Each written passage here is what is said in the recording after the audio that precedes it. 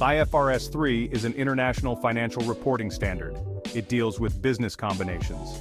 The purpose of IFRS 3 is to improve the relevance, reliability, and comparability of information. It ensures that companies account for business combinations in a transparent way. When companies merge or acquire other businesses, they must follow certain rules. IFRS 3 provides a framework for these transactions. It helps companies present the combined financial statements accurately. This standard applies to most mergers and acquisitions. IFRS 3 helps investors and stakeholders understand the financial impact of business combinations. They can see how the acquisition affects the financial position and performance of the company.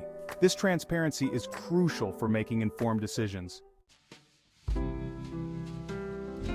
IFRS 3 applies to all business combinations. However, there are exceptions. It does not apply to the formation of a joint venture. It also excludes combinations involving entities under common control. In these cases, other standards may be relevant. The standard applies when an acquirer gains control of one or more businesses. Control refers to the power to direct the relevant activities of the business. This is usually achieved through acquiring more than 50% of the voting rights. A business combination can take many forms. It can be a merger, acquisition of shares, or acquisition of net assets. The key is that one entity obtains control over another. When this happens, IFRS 3 must be applied. Understanding when IFRS 3 applies is important. It ensures that business combinations are accounted for consistently. This consistency is essential for comparability and transparency in financial reporting. To determine if a transaction is a business combination, follow these steps. First, identify the acquirer. This is the entity that gains control. Next, identify the acquiree. This is the business that is being acquired. A business is defined as an integrated set of activities and assets. A business must have inputs and processes. These inputs and processes must be capable of producing outputs. If the acquiree does not meet this definition, it is not a business. Instead, it might be an asset acquisition which is accounted for differently.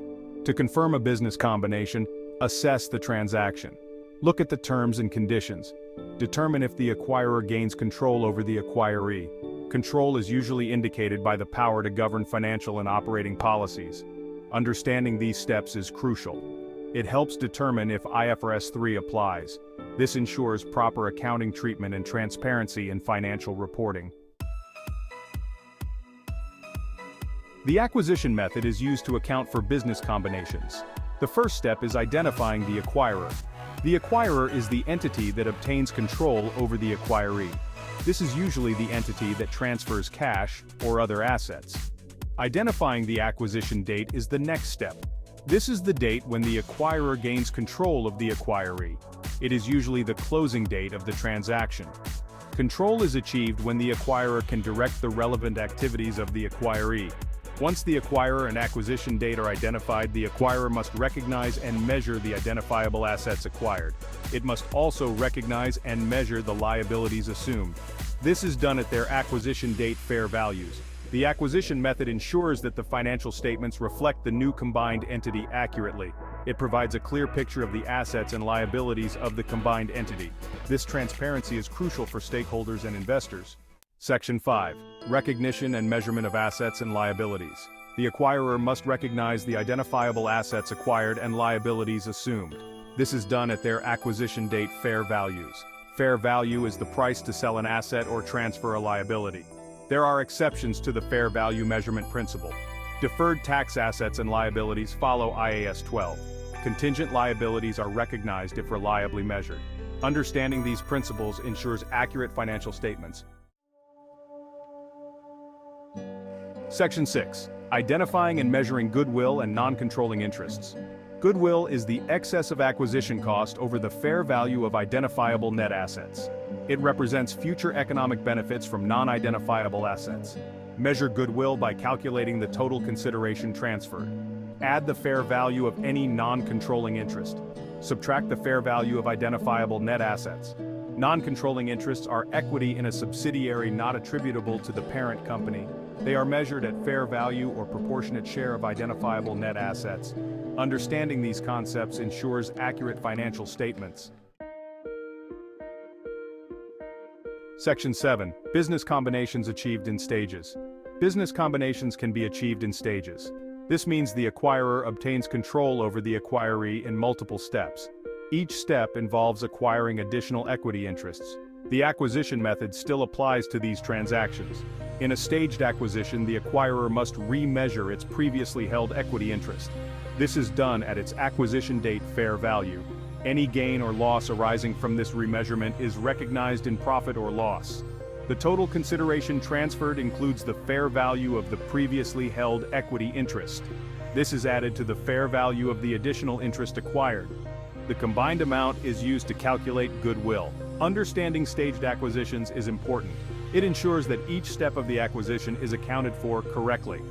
This accuracy is essential for transparency and comparability in financial reporting. Section 8. The measurement period. The measurement period is a crucial concept in IFRS 3. It is the period during which the acquirer can adjust the provisional amounts recognized. This period allows the acquirer to obtain the necessary information to finalize the fair values. The measurement period cannot exceed 1 year from the acquisition date. During this time, the acquirer can adjust the provisional amounts. These adjustments are made retrospectively. This means the adjustments affect the initial accounting for the business combination. Any adjustments made during the measurement period must be disclosed. The acquirer must explain the reasons for the adjustments. This transparency is crucial for stakeholders and investors. Understanding the measurement period is important. It ensures that the financial statements reflect the final fair values of the acquired assets and assumed liabilities. This accuracy is essential for transparency and comparability. Section 9. Related transactions and subsequent accounting practices. Business combinations often involve related transactions. These include transactions related to the acquisition. They can also include transactions that occur after the acquisition. Understanding these transactions is important for proper accounting. Related transactions can include settlement of pre-existing relationships. They can also include payments to employees or shareholders of the acquiree. These transactions must be accounted for separately from the business combination. Subsequent accounting practices involve recognizing and measuring the acquired assets and assumed liabilities. These practices must be consistent with the initial accounting. Any changes in fair value are recognized in profit or loss. Understanding related transactions and subsequent accounting practices is crucial. It ensures that the financial statements reflect the true financial position of the combined entity. This transparency is important for stakeholders and investors. Section 10. Disclosure requirements for business combinations. Disclosure is a key aspect of IFRS 3. It ensures that stakeholders and investors have the necessary information. The acquirer must disclose information about the business combination. This includes the names of the combining entities and the acquisition date. The acquirer must also disclose the primary reasons for the business combination. This includes a description of the factors that make up the goodwill recognized, the total consideration transferred, and the fair values of the acquired assets and assumed liabilities must also be disclosed. Any adjustments made during the measurement period must be disclosed. The acquirer must explain the reasons for the adjustments. This transparency is crucial for stakeholders and investors. Understanding the disclosure requirements is important. It ensures that the financial statements provide all the necessary information. This transparency is essential for informed decision-making. Section 11. Conclusion and practical application. IFRS 3 provides a comprehensive framework for accounting for business combinations. It ensures that these transactions are accounted for consistently and transparently. This standard helps stakeholders and investors understand the financial impact of business combinations. Applying IFRS 3 involves several steps. These include identifying the acquirer and acquisition date. It also involves recognizing and measuring the acquired assets and assumed liabilities. Goodwill and non-controlling interests must be identified and measured. Business combinations achieved in stages and the measurement period are also important concepts. Understanding related transactions and subsequent accounting practices is crucial. Disclosure requirements ensure that all necessary information is provided.